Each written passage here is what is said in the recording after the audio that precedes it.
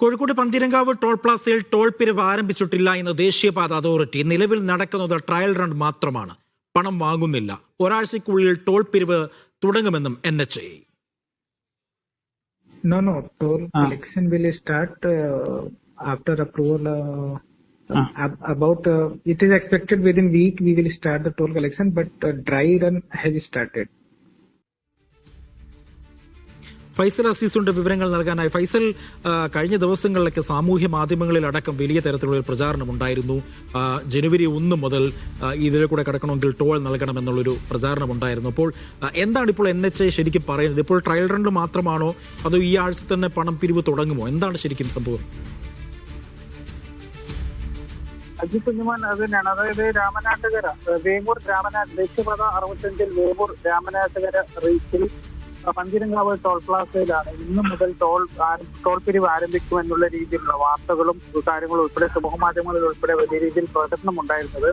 അതിലൊരു വ്യക്തത വരുത്തിയിരിക്കുകയാണ് ദേശീയപാത അതോറിറ്റി. അതായത് ദേശീയപാത അതോറിറ്റി അധികൃതരോട് സംസാരിച്ചപ്പോൾ അവർ പറയുന്നത് നിലവിൽ നടക്കുന്നത് ട്രയൽ റൺ മാത്രമാണ്.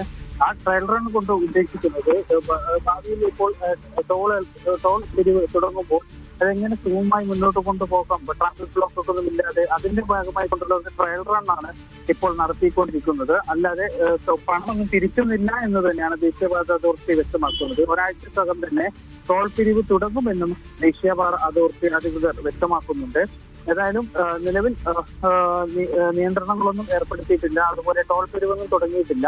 ഒരാഴ്ചക്കകം തന്നെ ടോൾ പിരിവ് തുടങ്ങും എന്നാണ് പറയുന്നത്. മാത്രമല്ല, ഈ കേന്ദ്ര ഉപരിതല ഗതാഗത മന്ത്രാലയത്തിന്റെ വിജ്ഞാപനം ഇറങ്ങിയിട്ടുണ്ടായിരുന്നു ഇതുമായി ബന്ധപ്പെട്ട്, ഈ ടോൾ പിരിവുമായി ബന്ധപ്പെട്ടുകൊണ്ടുള്ള അത് പ്രസിദ്ധീകരിക്കാനെടുക്കുന്ന സമയം മൂലവും ഇത്തരത്തിൽ ടോൾ പിരിവ് വൈകാനുള്ള ഒരു കാരണമായി പറയുന്നുണ്ട്.